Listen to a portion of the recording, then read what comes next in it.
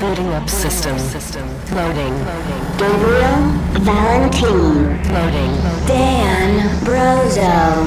This is the Digital Lizards of Doom show live at Meltdown. What do you notice there, dude? All these different cross-hatching sections? This is what it looks like when I open the hood of a vehicle.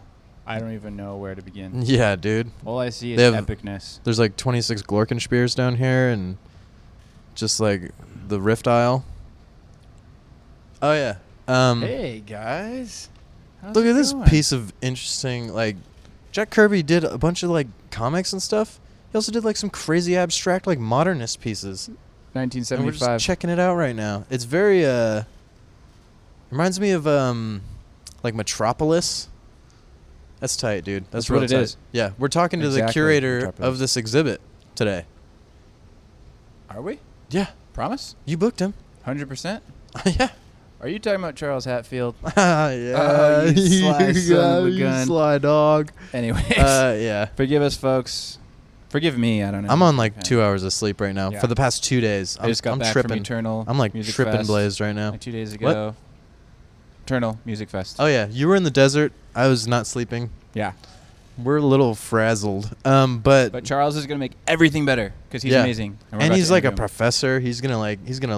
We're gonna be all learned and stuff He's gonna after. take our brains and mold our heads. He's gonna mold us into like bright-minded young men. beings. Yes. Yes. Should we join the crew team while we're here? We're at CSU Northridge. Should we join the crew team? I'm already on it, but should you? I'm on varsity.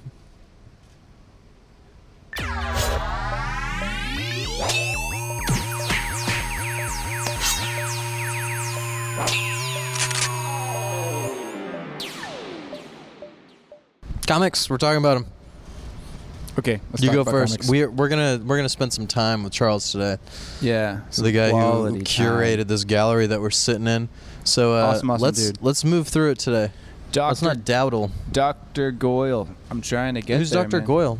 I'm trying. Tell See me. what I deal with, folks? Dr. No, Goyle. Don't try. Just tell me. Dr. Goyle is this gargoyle who's a doctor, and he lives in this world, our current world. I just read issue 1, so you're already smiling at me, like I got something to say, and I'm gonna say it. Daniel. Yeah. Talk. He lives with Jeez. his assistant, and they go on these like epic adventures and stuff, and it's pretty cool. It's kind of like, it's very much. It's like Batman meets Sherlock Holmes meets like Howard the Duck, but Okay.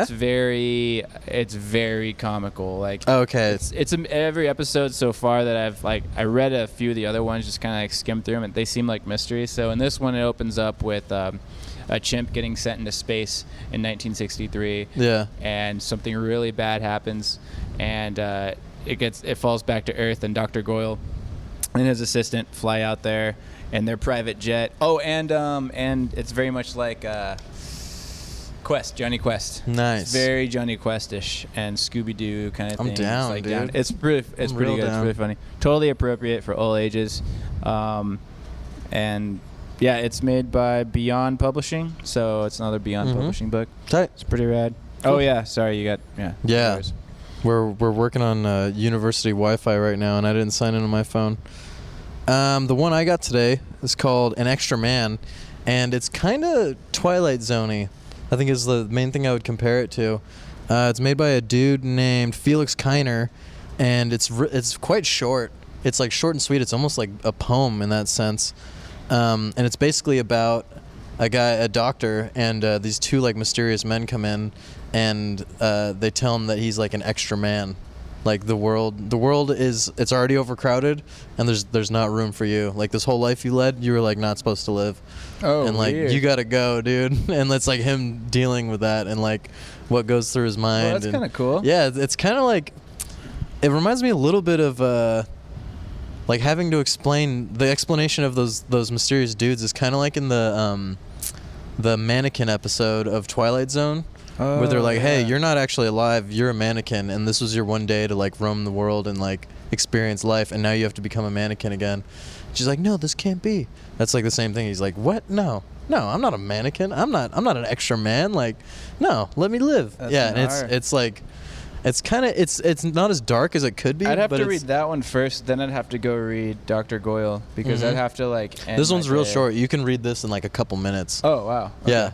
Like I skimmed through it in just a couple minutes, and I didn't even skim through it. I read the entire thing in a couple minutes. It's like reading a poem essentially, Wow, that's cool. like a long poem. Yeah, it's really good. An extra man. Illustrated poem. Yeah, exactly. Who Both of would've these thought? are on the ComicsFix app.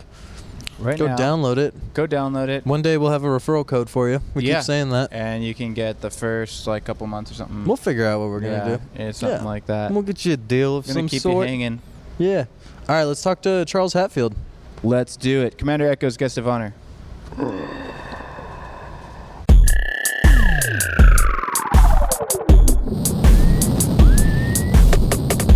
Our guest has arrived.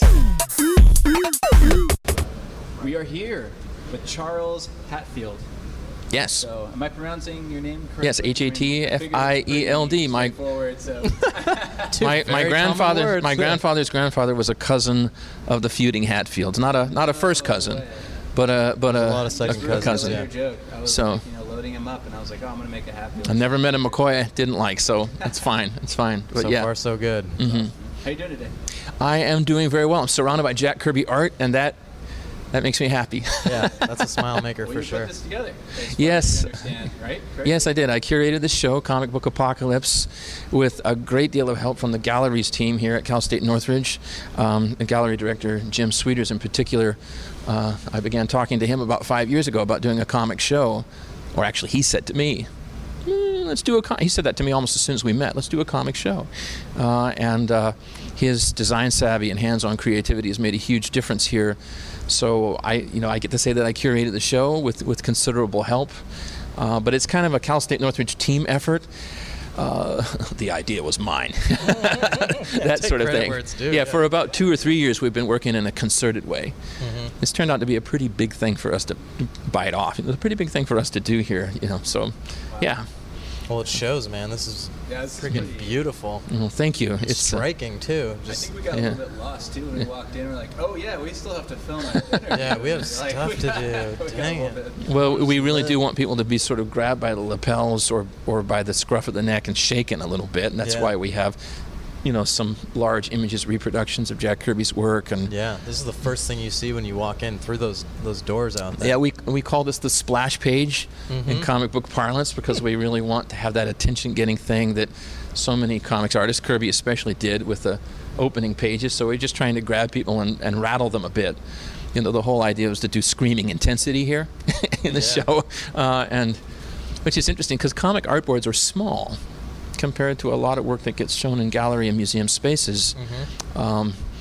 It's small, and the thing about Kirby is if you really care to look closely at the work, you get up close and look at it, then you get that enormous, huge, sort of widescreen, nerve-shredding thing that he was so good at. But really, the comic books are like 7 by 10 inches, Yeah. and the whole point is to get that. We're trying to get that feeling that I had as a 10-year-old when I was sort of stunned and transported by opening those comics, and to bring it into a space that has a gallery scale, where it's not about the hand feel of something you can read in your hands, but it's about translating that work into an environment that people can navigate and that sort of, tries to grab their attention. So Yeah. it's a challenge for this kind of work because it was made first for reading. Yeah. But I think Kirby looks pretty well on the walls, I gotta say. It looks great. It looks Yeah. amazing, man. And it's really cool to see the behind-the-scenes stuff. A lot of it is over there on the table. There's a lot of work that is in its transition process on its way to get colored and everything. And there's just so much work that goes into comic books. And even as a comic book lover, I forget all the time about. We how always much wanted to get some process stuff in here. So in the gallery behind us, for example, where there's a whole issue of Commandy, The Last Boy on Earth, number 14, I think. We made sure that there's a display of some of the pencils in the pre-inking stage. And thanks to the Jack Kirby Museum, KirbyMuseum.org, we have a wonderful interactive iPad display where you can actually go from pencils to inks. Show me that. That is so You cool. can swipe your finger Yeah. back and forth and actually fade in and out from Kirby's raw pencils to what Mike Royer, the embellisher, did when he did such a wonderful job inking and lettering that. So we've tried to get a bit of process in there. I mean, as much as we are able. Yeah. A lot of times things that go into the process are discarded. They just don't survive. Yeah, you don't think at the time, like, right. oh, they'll put this in a museum So, one day. Yeah. So, And this is the second day of the exhibit? yeah, it's open for 7 weeks. It opened yesterday at the very start of the CSUN fall semester. So there's always a show at the start of the fall semester and another one at the start of the spring that's designed to be in time with classes as they begin. And so we get to be sort of the fall bookend show, right? So we get those 7 weeks, through October 10th. And we have a big reception here in this gallery space this Saturday, open to anybody, everybody, from 4 to 7, where people will be, probably a lot of people will be in this space, kind of basking in the artwork.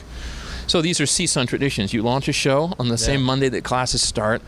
The following Saturday, you do a reception, which is really an informal chance to enjoy the exhibition in the company of other people. It's not about speeches.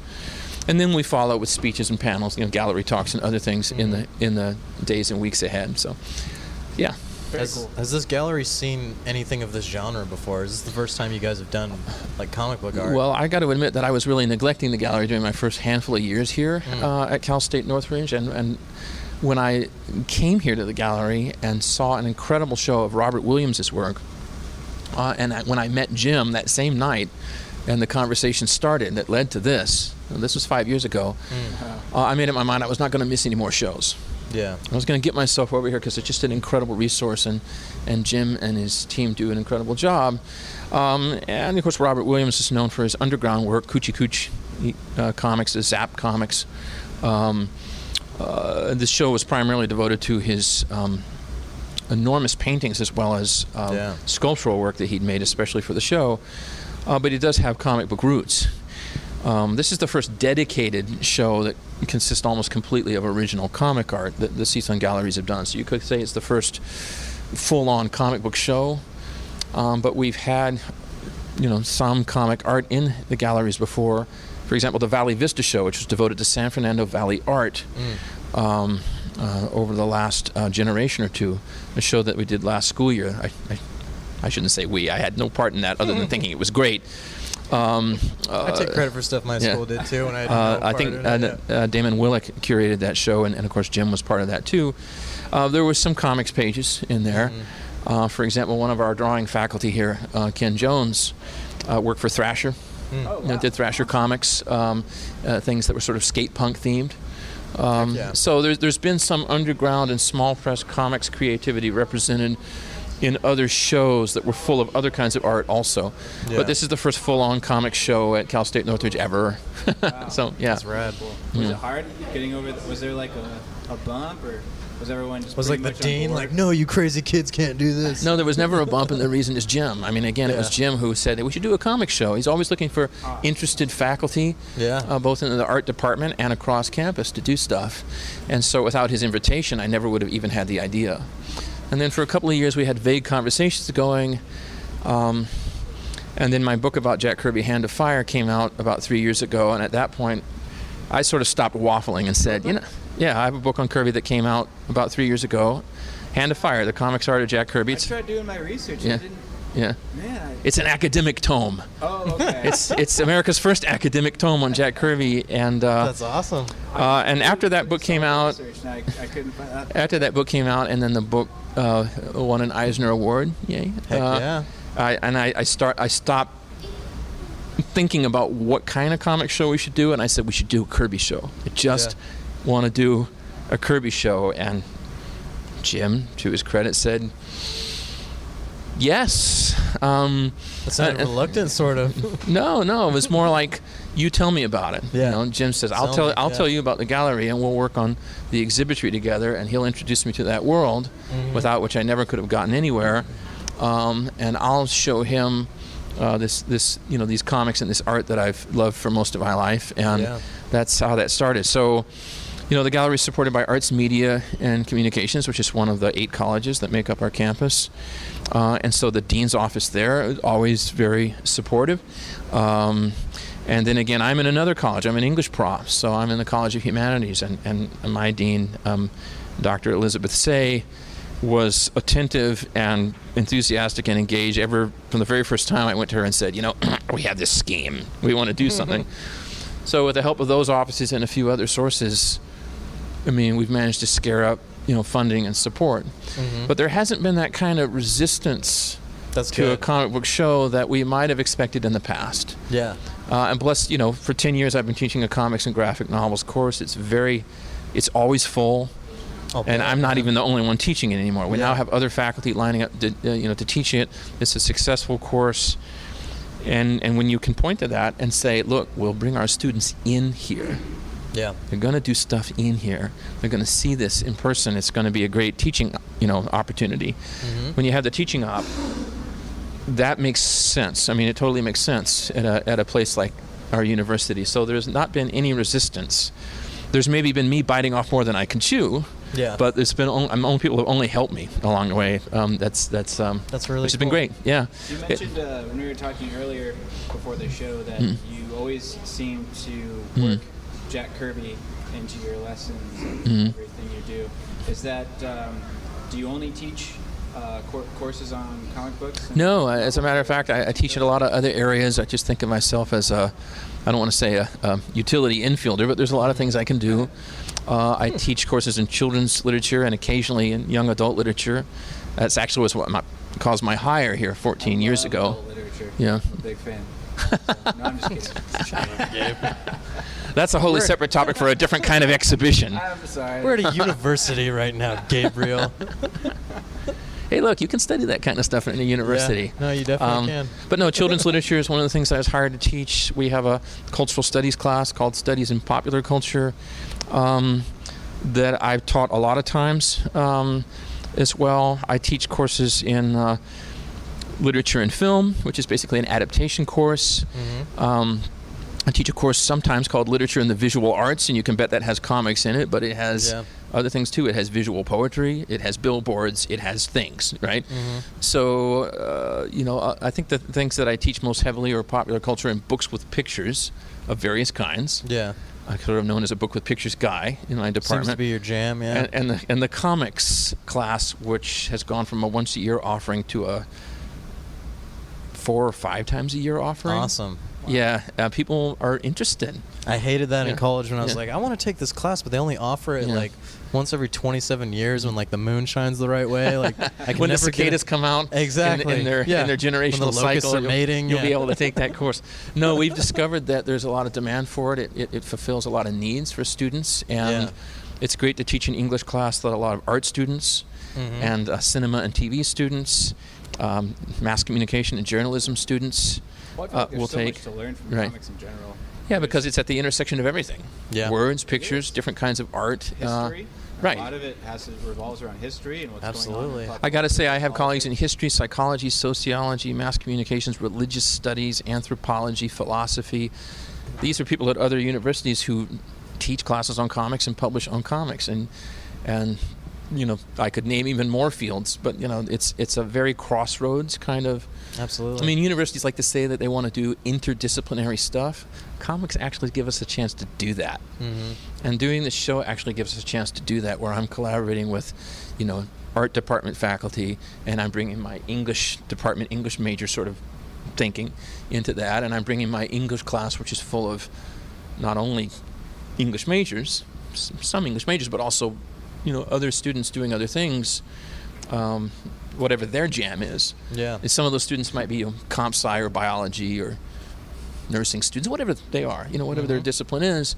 But again, we get a lot of art students and film students who are really interested in comics as a form of visual storytelling that relates to their film work. Yeah, definitely. So that's always been good. Storyboards obviously go hand in hand. Yeah, absolutely. That's a cartooning form that uses sequential art, gets us into that same pocket. I was talking to somebody the other day at a bar. They were saying that they're really stoked that there's more and more comic books and movies coming out like about superheroes, equal rights and stuff like that. And I was saying like, yeah, they're like, the stuff's just never been around. And I said, have you ever heard of the X-Men? And they're like, well, yeah, of course. Like, what do you mean? I'm like, you do realize the X-Men, that is why that was created, right? And they started thinking, and I saw like the haze move away happen, from like, there, and they're like, oh my gosh. I was like, yeah, that's exactly, why that was created. No, Jack Kirby was always kind of sensitive to the condition of people that sort of lived on the margins. I mean, we know, and you can see it over here in some of his autobiographical drawings on this wall. I'm sorry, folks, I'm gesturing toward a wall you can't see if you're watching our webcast. You can see that he came from a place of poverty and very hard work. He came from his boyhood was really a rough and tumble boyhood. And so, and you can see this in some of the older comics we have on view here in the show too, when he would do these comics about, gangs of kids. This is the kind of thing that he knew firsthand. So, the Newsboy Legion kids were sort of his kind of, brick throwing, street living, Lower East Side kids. I mean, this guy was born into one of the most densely populated neighborhoods on Earth, and he was raised in a tenement. With regard to his great partner, Joe Simon, that he worked with so many years, he would say, I looked up to Joe because Joe is a middle-class guy. I never knew a middle-class guy, right? He did his impression. I don't know where that comes from. We were bugging him about I can't claim it's any good. But, Jack Kirby really fought hard to move himself and his family into a more secure place, and that's basically his life story. Everything you see around here in this show is a testament to that drive. I mean, we know that comic books are a product of the Depression era in America. Yeah. We know that Kirby's particular interest in cartooning was reinforced by needing to go out and work at about the age he might have been a high school junior, senior, about that kind of age, to leave school, to work for his family. And so when he could, he would introduce diverse sets of characters. It was a long time in coming in mainstream comic books in America. But obviously he designed and pitched Marvel's first black hero, the Black Panther, Prince of Wakanda, this great character that he designed. I think that's pretty much a Kirby invention. I think the Black Panther is almost entirely Jack out of whole cloth, and he comes up with this notion, Marvel's first sort of headline-worthy, hero of color in 1966, and he keeps striving to do that. I mean, the early days of comic books with regard to, you spoke of equal rights, Gabriel, are not progressive from our point of view. We look back and we sometimes look back at that work and go, but Kirby and others were doing their level best to, I think they just wanted different kinds of readers, so that he might introduce an improbable character like Wyatt Wingfoot, who was supposed to be an American Indian, a Native American character, whom he introduced in Fantastic Four, also back in 1966. He's a non-superpowered guy. He's a friend of Johnny Storm. He hangs around. He's a cool character. He's like he's like a big man on campus in college, literally a big man. Yeah. He's a football star. He's as sharp as a tack. And he's this American Indian character, idealized probably not terribly realistic, but it's a sign of Kirby kind of leaning in and saying, what kind of new characters can we put here, right? And eventually, after Jack's era, the X-Men at Marvel, I mean, he launched the X-Men back there, 63, 64. The X-Men gets a new lease on life after 1975, where they really start to bring in these characters who are ethnically diverse and culturally diverse, characters like Storm and Colossus and Nightcrawler and so on. And that's not twisting the X-Men premise, it's just perfectly realizing it. Yeah, exactly. It's just doing more with the premise of these misfits or social outliers and just making their social potential more explicit. Pretty obvious. I mean, like when I was reading them, I got it. I was like, this is awesome. This is really cool. That introduces that trope too of heroes who are not necessarily loved or trusted by the very people they're trying to defend. Yeah. You have that whole thing, and that's a Kirby thing too, where you have for example, you have mutants in the Marvel mutant lore. You have characters who wish to defend humankind and others who wish to conquer or destroy humankind. They're all responding out of this. They're all responding out of the fact that they're the targets of bigotry, or they're sort of socially marginalized characters, and some are responding in pro-social ways, and others are responding in really destructive ways. And then you get that kind of bit where you have two different groups of demigods, basically, and us poor ordinary humans are kind of like in the middle of the seesaw between that. Guess what? That's the New Gods premise. It's the Eternals premise. Kirby keeps working this angle, of humankind kind of dealing with supernal forces on either side. Yeah. How involved was he with the Inhumans? I've never been able to ask anybody or talk to anybody. You see his name on so many different things. But There's this thing that happens around 1965, 66, and it happens in Fantastic Four. This is one of the things I have to explain to my students, that whereas the Fantastic Four is not getting a lot of traction in terms of movies now, sorry, but it really is the historic Marvel flagship comic of the 60s. Amazing Spider-Man, as Steve Ditko drew it, and then Johnny Romita, and Fantastic Four as Jack Kirby drew it. Those are your Marvel flagship, top-selling, and they're basically your R&D books too, because they introduce all these other characters that become headliners. Yeah. So in less than a year, Kirby brings Galactus, Silver Surfer, the Inhumans, and the Black Panther into the pages of the Fantastic Four. That all happened in the same year. That all happened in 9, 10, 11 months. Dang. Between late 65 and 1966. So he puts all those characters in. Wow. And the Inhumans, that's a total Kirby trip. Yeah, that's the design of all those characters. We've got some Inhumans pages over here on the FF wall. Some nice jobs inked by Joe Sinnott there in the late 60s. Beautiful pages. Medusa, Crystal, Maximus the Mad. They're all over there. Lockjaw, the giant teleporting dog with a tuning fork in his forehead. Like the world's greatest... He's supposed to be in the movie. He's the world's greatest cartoon bulldog. He's supposed to make an appearance in Inhumans movie. That's what everyone's saying. Well, artwork, I mean, design-wise, sure if you hope look so, at yeah. Karnak, if you look at Gorgon, if you look at Medusa, these characters are the Inhumans headline characters. That's all Jack. I think anybody who's tracked the history of how the FF developed knows that the plots were all Jack by 1966. It's pretty clear. Yeah. That the Silver Surfer comes. Probably came out of Kirby's head at 2 a.m. or something. The remarkable thing is he's sitting in his basement in Long Island, in his home studio. That's a place I think his family called the Dungeon, and he's in that space. And he's working, and I gather he often works really late hours. And his mind's a nonstop revving motor. It's just going. So in a way, it's 24/7 he's working. His waking life, his dream life, probably. But we know that he's working like in a nose-to-grindstone way or a pencil-to-paper way for many, many hours a day. And he's probably producing the equivalent of 4 or 5 complete comic book stories a month on his lonesome, that he's coming up with the plots and he's drawing them out. And he delivers the plots, and Stan Lee provides the dialogue, which is almost like providing kind of a very slick set of subtitles afterwards, after the fact. And Stan's bringing that important voice to it. But by the time the Inhumans were coming out and the Black Panther was coming out, there was, I'm thinking maybe it's in the dead of night in Jack Kirby's basement, and he's throwing anything at the wall he can to see what will stick. A giant bulldog who can teleport.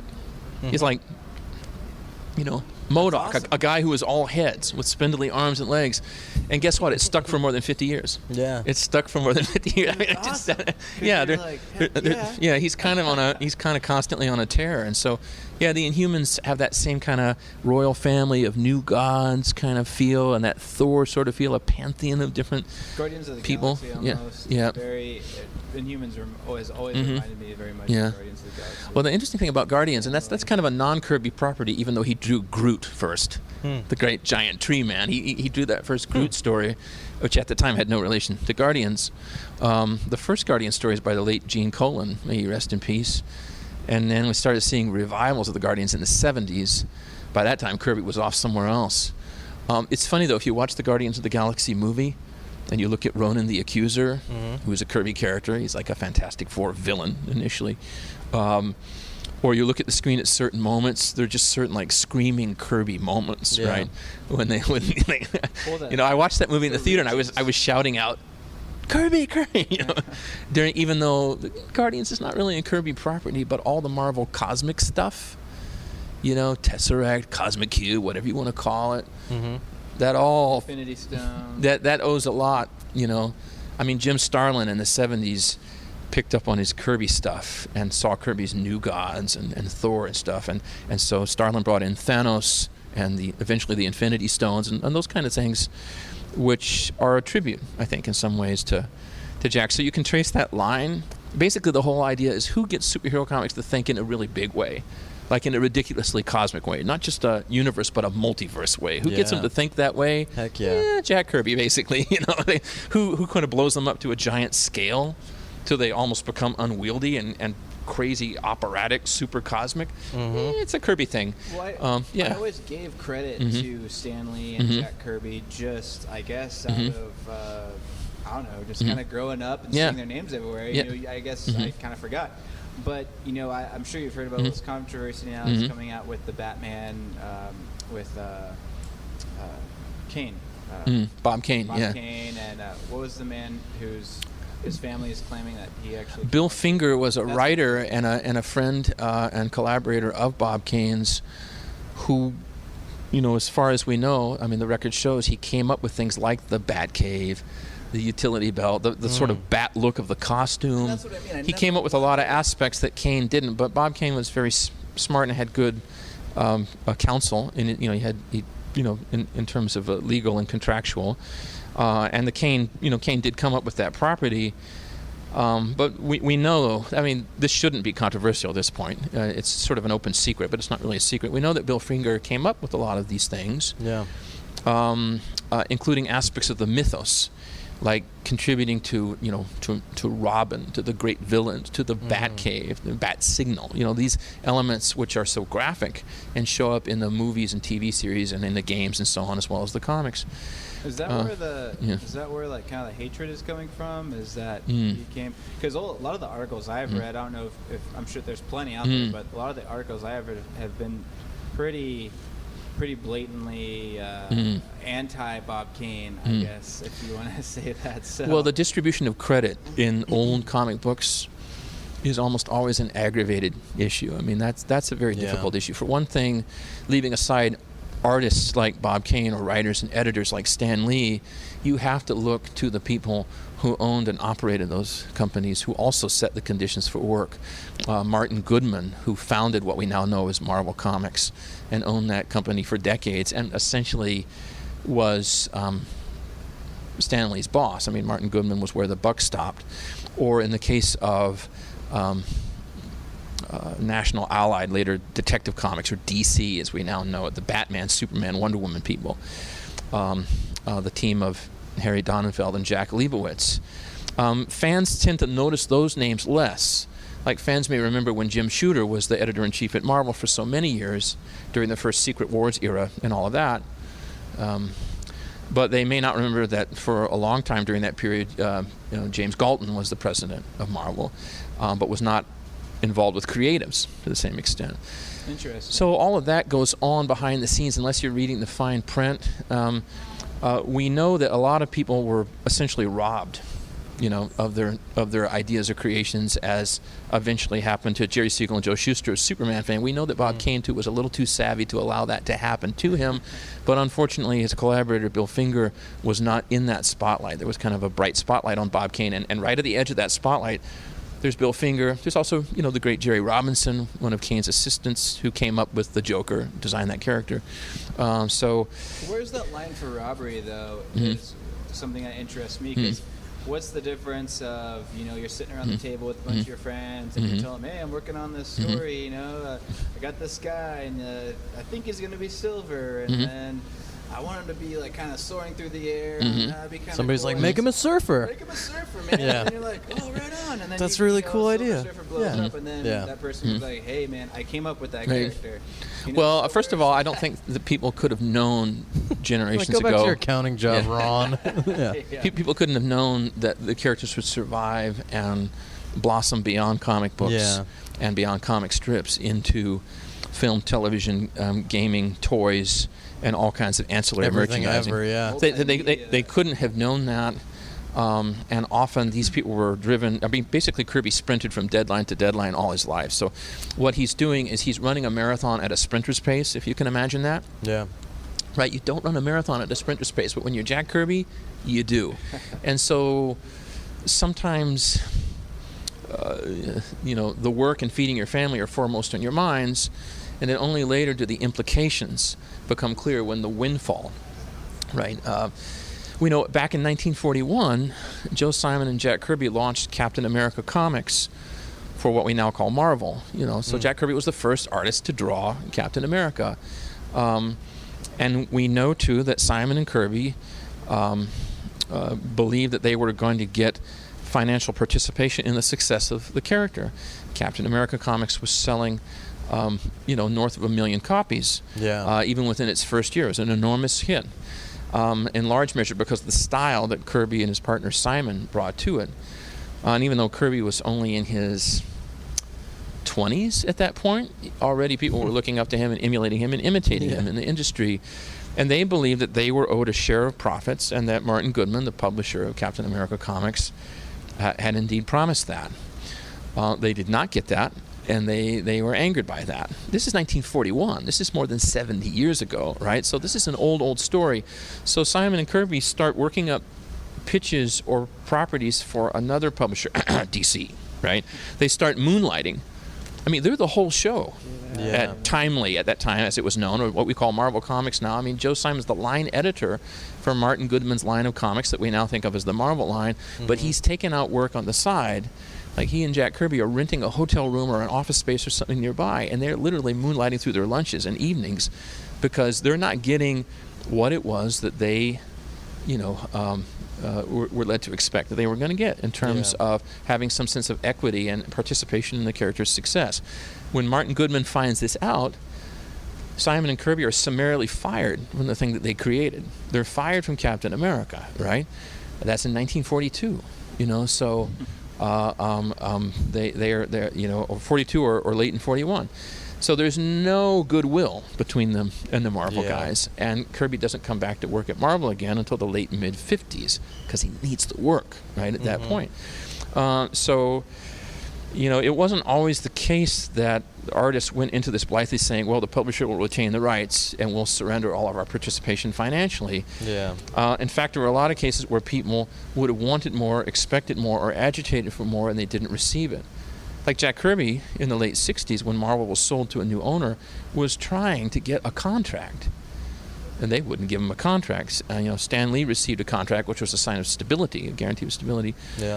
Jack Kirby, when he made up all that Marvel stuff, X-Men, Avengers, Thor, Hulk, Fantastic Four, Black Panther, Silver Surfer, was working freelance on no salary, no benefits, and no, this is why when people have latterly kind of tardily discovered this or thought about it decades later, some, commentators feel a bit of, about that, and that prompts that. It's the same thing with the Bob Kane case. I mean, I hope that we wouldn't waste our energy on a lot of hatred, that instead we just try to understand the history. But you kind of get where that comes from, though, because these... I think I read it in the wrong week. I mean... Well, these properties I read are... one and I was like, oh, man, I never heard about this. Then I read, like, 2 other ones. Well, I think the best way to think of it is... lied to us all these years. Think of it in a more positive way. Like, for example, the San Diego Comic-Con, thanks to the late Jerry Robinson, established the Bill Finger Award for Excellence in Comic Book Writing. I did read an article about... And that was prompted by that. And that's a positive way of going forward, so that... Let's learn from our mistakes, so that, writers like Finger himself or other writers, Arnold Drake, other famed comic book writers, can win that award and win the recognition that I think more easily goes to the artists in this visual medium. Or think of the Jack Kirby Museum and Research Center, trying to do something positive to raise public awareness of the depth and the breadth of Kirby's accomplishment. Thinking positively of it, as many of us are looking forward to Jack's centennial in 2017, and we really want to see that positively. The main thing is to make sure that history gets told, so that all parties who were part of or privy to the creation of these great characters get their due recognition. Frankly, Jack Kirby is due more than most because he was just a dynamo. But it's true for a lot of people. It's true for, Bill Mantlo, the writer who first came up with Rocket Raccoon, a character that was definitely a second-string junior varsity character until that movie. Yeah. Right? Guardians of the Galaxy. It's Was true. he until that movie? Yeah. I always loved Actually, Rocket, you know man. what? I bought Rocket Raccoon comics in the mid-'80s. They were drawn by Mike Mignola, now known for Hellboy. These are the first Mignola comics I saw, and he probably doesn't enjoy looking at that work anymore. But even then, he was head and shoulders above. I remember Rocket Raccoon by Bill Mantlo and Mike Mignola from 1985. I bought that comic because That's there was a awesome. raccoon and it was a space opera, and the drawing was nice. I had a bunch of Rocket Raccoons. Yeah. And I didn't even know him and Groot were pals for a really long Right. time until like the movie that came out. I was like, wait, they're Well, like, that's something they established in the last decade or so with like, new that's kinda people, cool. Abnett and Lanning and other writers like that working on Guardians of the Galaxy. So, but yeah, it's funny. Like in the '90s, the motorcycle riding Ghost Rider of the '70s became a really hot property again on the basis of a kind of grim and gritty Pardon the pun, revival. yeah. And suddenly, those comics that Gary Friedrich had written and that character he had created became really hot in the '90s, which is probably what inspired people to make those Ghost Rider movies. I'm not saying nothing else about that, but it's what Nothing needs to be said, It's yeah. it's what enabled those to get made. Whereas Ghost Rider was really like a back of the Foot Locker kind of character for a while. But they can always be made great again. They can I have always a- be given some juice. I have a Ghost Rider versus Thor graphic novel series that my dad got me at like a yard sale one time, and I just remember just reading that over, and that was my introduction to Ghost Rider, was him teaming up with Thor, and I just remember like, whoa, like how is this guy like, it's funny how when you're introduced to something and it hits you a certain way, you when you don't know anything else about the other characters in the universe, there's certain characters that will seem like they're the leaders, and you don't. Yeah. It takes a while for you to realize. You don't know that he's like they're not super really- ancillary. That's a perfect Marvel Comics story because it's like super powered biker spirit from hell and Norse thunder god. You put the two together, and I mean, really, Have a good time. that should not make any sense. But again, It kind of doesn't either. but it can does, work, right? And you can kind of trace that impulse again back to Kirby. Like, we've got some Thor stuff in the gallery back here, where one page it's like the Warriors 3 of Asgard, who are almost like three musketeers, Oh yeah. are fencing, swinging their swords and axes. The next page, the robotic recorder is flying out of the black galaxy with the living planet behind them, and it becomes a science fiction comic for a page. There's a great Kirby Thor story from about 1966 where he has to help his buddy Hercules, wrong pantheon, wrong mythology, right, wrong place. He's got to help his buddy Hercules from the Greco-Roman side of myth because Pluto, Lord of the Underworld, has persuaded Hercules that he's going to be a movie star. And Pluto's like That's this hotshot Hollywood producer, and he's really trying to lure Hercules down to hell, down to the underworld, so he can't escape. So naturally, Pluto, the hotshot Hollywood Story of my producer, life. he lures Hercules in, and then guess what? The North Thunder God has to go rescue him. Now, where does that make sense? In Marvel Comics. It's a great comic, though. It's a That's great awesome. sort of hell for leather, Nethermind logic, Jack Kirby kind of comic, and I think the reason that it doesn't make sense is why it makes sense. If that Right. makes sense. you can see how the Marvel movies try to deal with this by having this sort of almost cybernetic Iron Man character Yes. interacting with a god, right?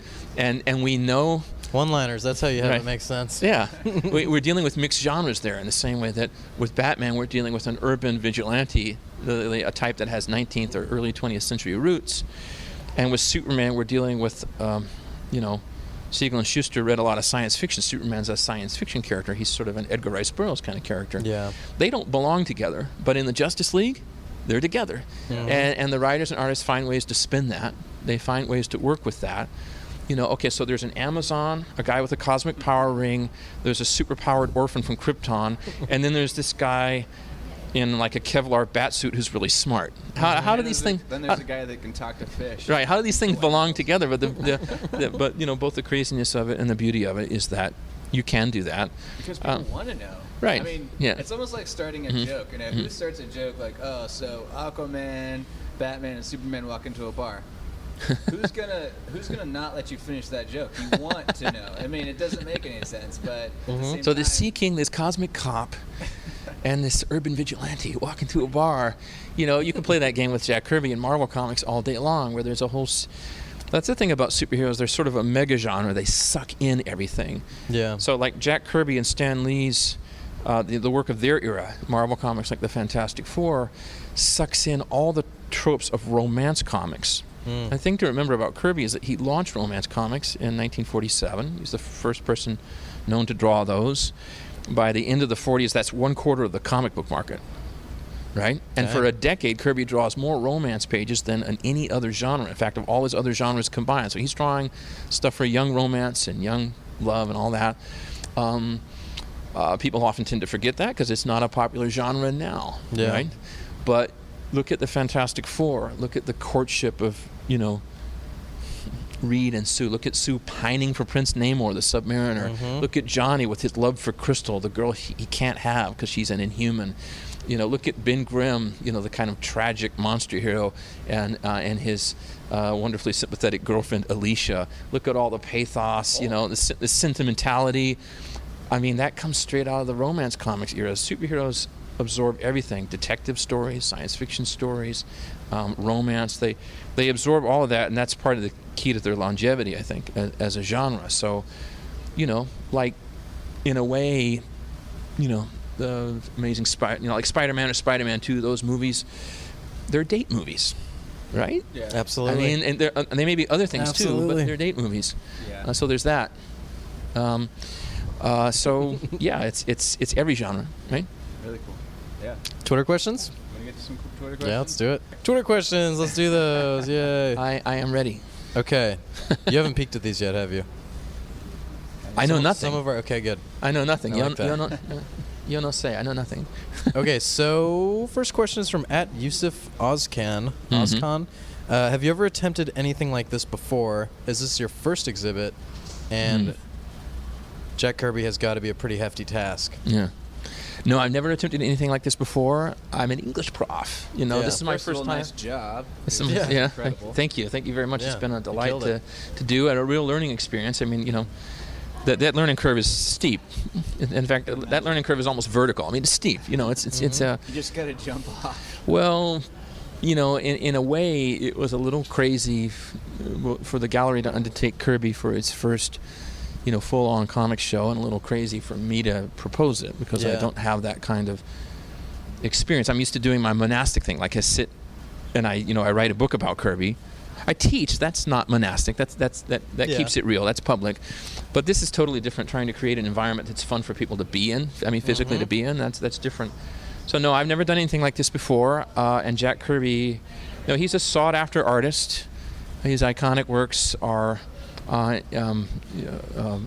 belong to many disparate collectors now. Yeah, where did a lot of this stuff come from? It came from a variety of collectors, and thank God I had some Virgils to guide me through that kind of world of original comic art collecting. There were collectors that I made contact with early on that led me to others.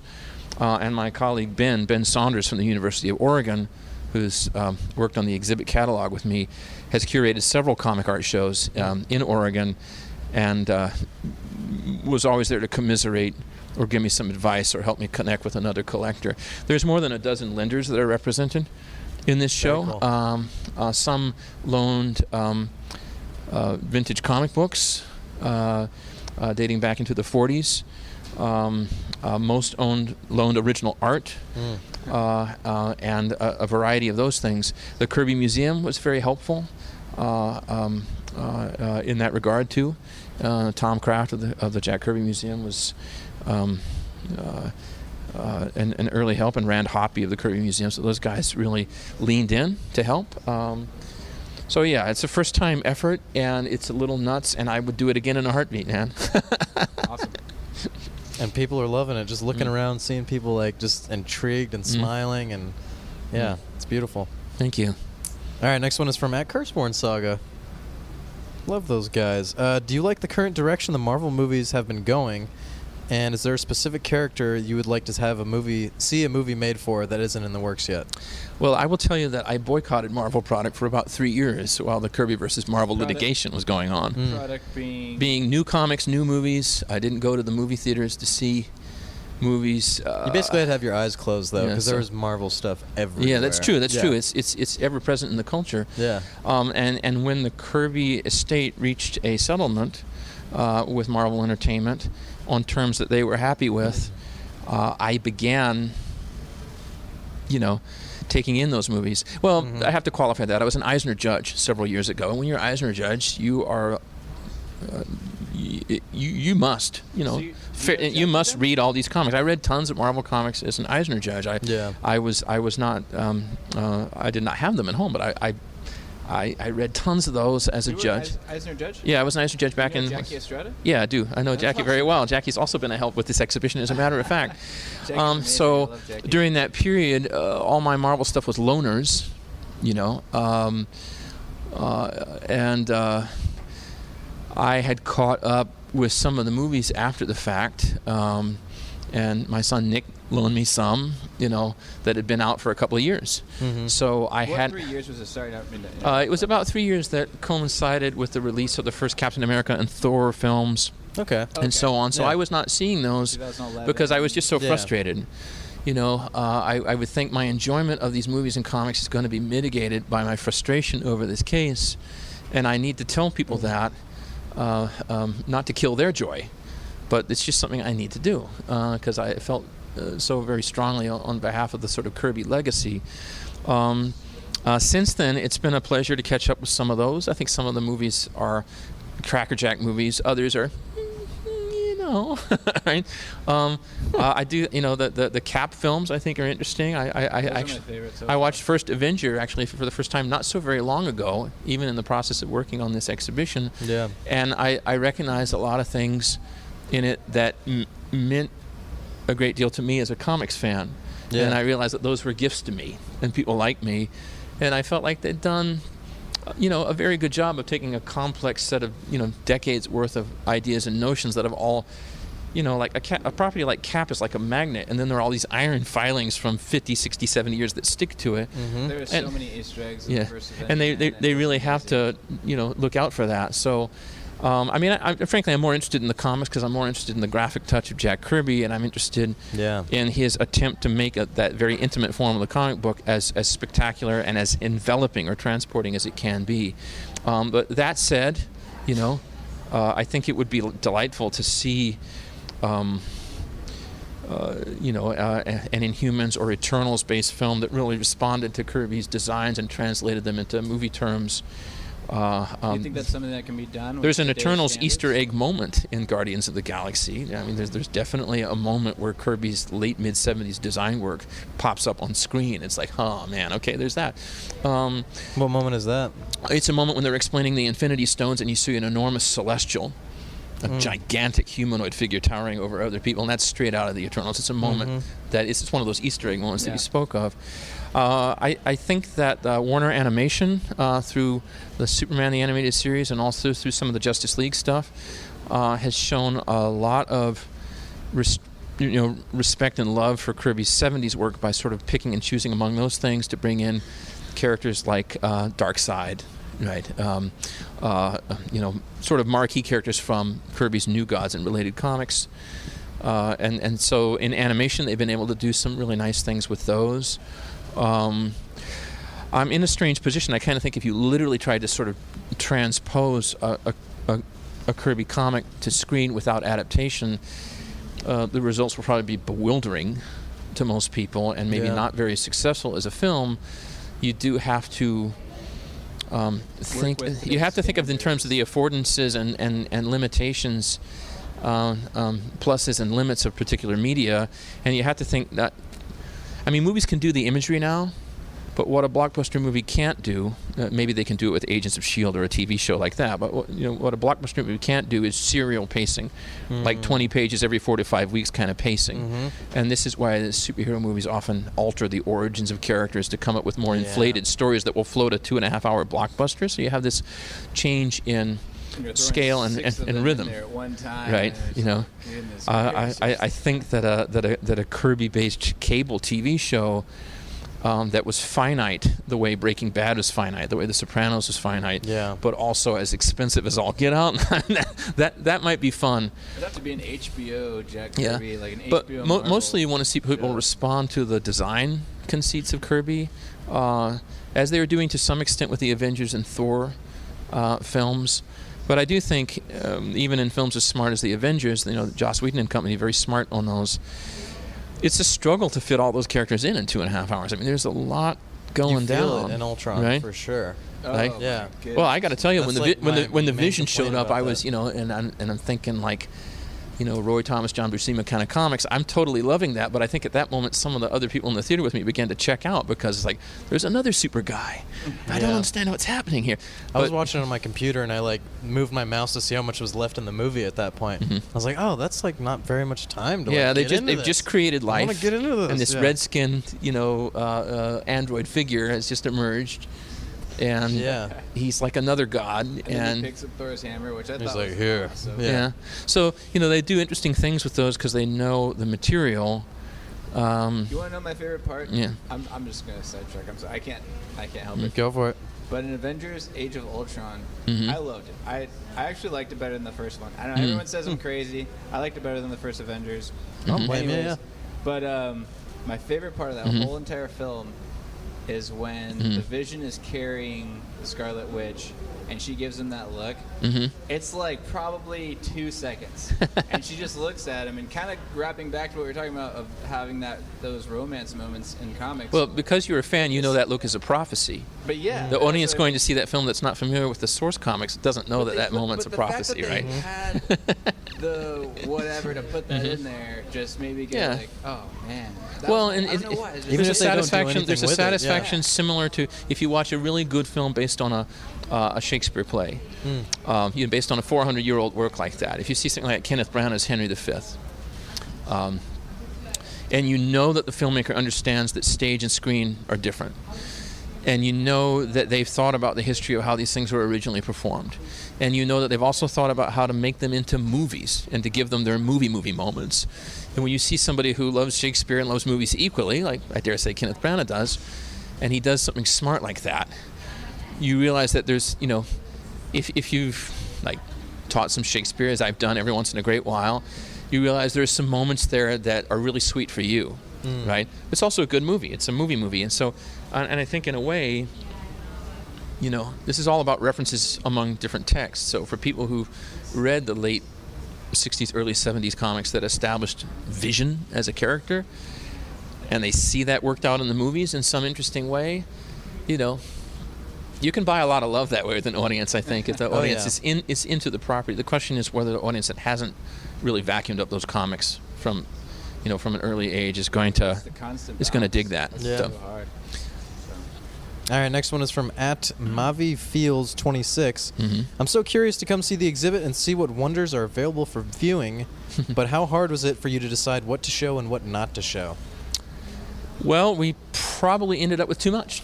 Really? Yeah, I was anxious that there wouldn't be enough. Yeah. And so every ripe contact, every promising contact among collectors was something that we wanted to pursue.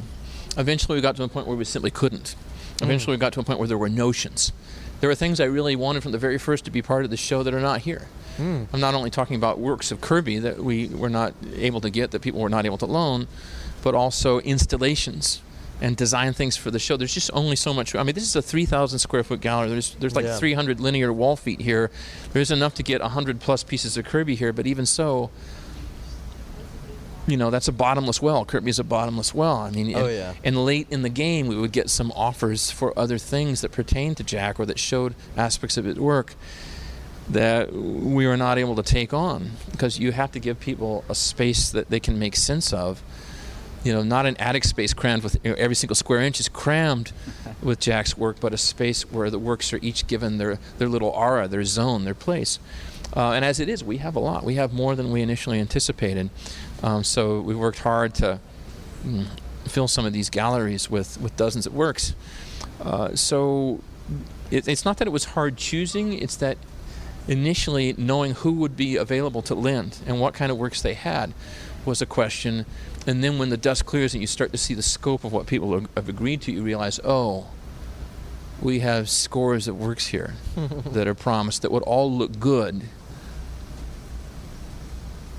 Okay, let's do it, right? But you reach this point where we always said it was going to be mid-60s Kirby onwards, because I know that area rather well. I wrote about it a lot in my book, and because there's a lot of available original art from that, and because I shared that passion, that period, with a number of Kirby collectors, and that made it easier to conceive of.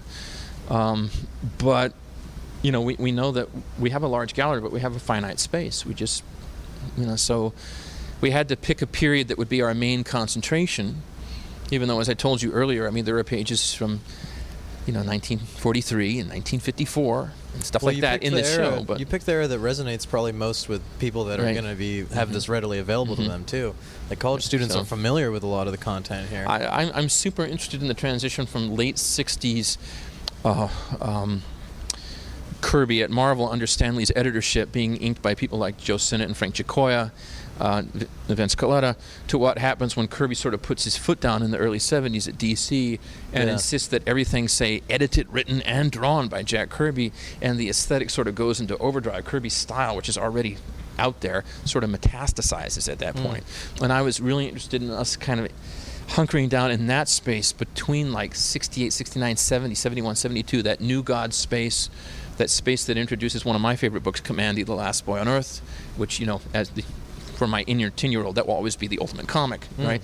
And I wanted to make sure that we got that. So we are in some ways starting in the middle of the Marvel story in this exhibition in some ways, and moving forward, showing late 60s Marvel work, and then showing, you know, the fourth world, OMAC, the Demon, you know, the Eternals, work like that follows in the 70s, work that I hope will one day be as well known as your, you know, Marvel marquee movie characters in a way.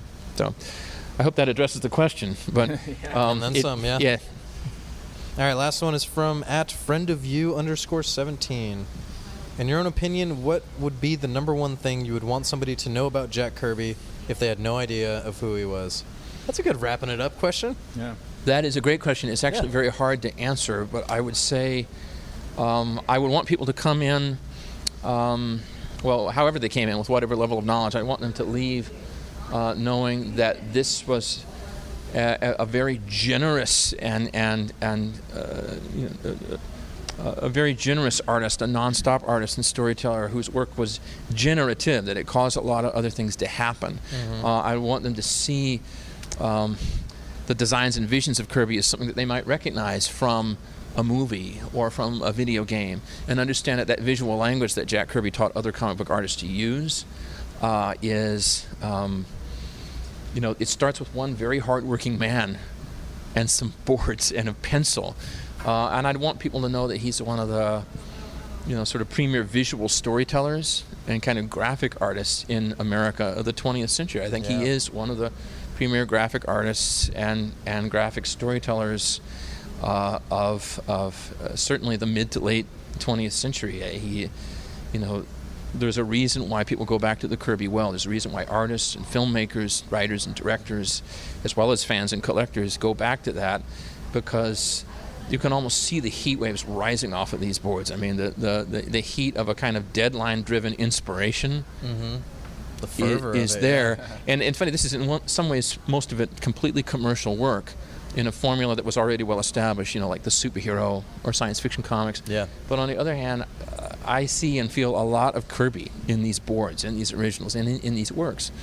And I want people to think about that, what it means to be working in an industry that has ultimately given us, you know, the Marvel Studios productions and all that, but how that often starts with the untrammeled creative act of a guy who, as Kirby sometimes said, you know, my job was to make sales, right? But it's not hack work. He's not just marking time. Somehow he's making sales while inspiring generations of people to try to follow his lead. He's a tough act to follow, and I want people to come out of the exhibition knowing that this is one of your more influential and generative, storytellers and graphic artists of 20th century America, to put it in a nutshell. Hail Kirby. Yeah. Kirby. Yeah. Thank you. Absolutely. Thank you so much for your time, man. You're welcome. I really appreciate it. We really appreciate it. Definitely. I have a newfound respect for Kirby for sure. Yeah, it's really evocative and provocative work. It's out there in a big way. Several wonderful cartoonists, by the way, have walked in here while we've been talking. And you're bummed that you couldn't talk to them? Well, I just know they're in here. I'm bummed because I can't talk to them now. I have to go prepare for class. Until when does the exhibit run? The exhibit runs until October 10th. Okay, cool. There's not a panel discussion, first of all, but just an informal reception here this Saturday on the 29th of August. Open to the public, 4 to 7. The following Monday at 10 in the morning, right here in the same space where we're sitting right now in the gallery, we're going to have a gallery talk. Myself and Kirby's biographer, Mark Evanier, will be here. Awesome. Speaking to volunteers from the CSUN Arts Council and anyone else who wants to come on Monday the 31st at 10 o'clock. And don't forget, guys, you all get A++s on your next papers if you share this video and watch it a million times. So. Yeah, and come to the exhibit, yeah. And on September 26th, Saturday, not long before the exhibition closes, I guess a couple of weekends before we close, we have a panel discussion of 4 or 5 people here, scholars, artists, creators. I'll just be moderating and holding on for dear life. I'll have a bunch of smart thinkers here on September 22nd at 1 o'clock in that afternoon talking about Kirby from other perspectives. So Beautiful. Thanks. Awesome. Thank you so much. Yeah, Man. check it out, guys. Thank you.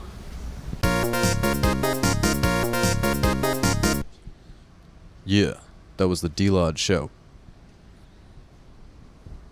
I don't know what he's doing at all, so I'm just. You don't hanging need to out know what I'm chilling.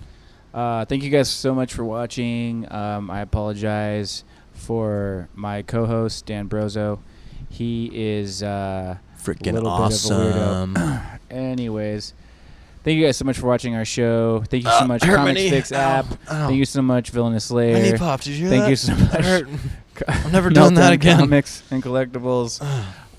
Thank you, CSUN, for having us out. That's how you say it, right? CSUN? That's what you call it when you go to school here, but we don't go to school here. Wait, did he give us, what are those called? Like complimentary degrees from the school? Yes. What are those called? When you like, Diplomas? well, like, no, complimentary is not the GEDs? word.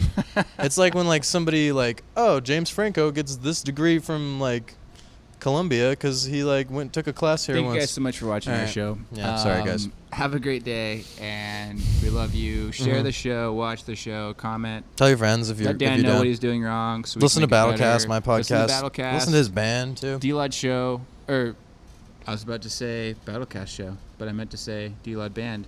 Yeah. Weird. Yeah. These are all Battlecast things you can search on show Google. At everything Battlecast show. Yeah. And D-Lod band. DLOD We're band. doing squat Yeah. position right now. Squatter. I wish you could see our legs. It's a leg day today. Okay, we gotta We're go. ripped. Oh yeah. Bye, guys. Bye. This has been the Digital Lizards of Doom show live at Meltdown.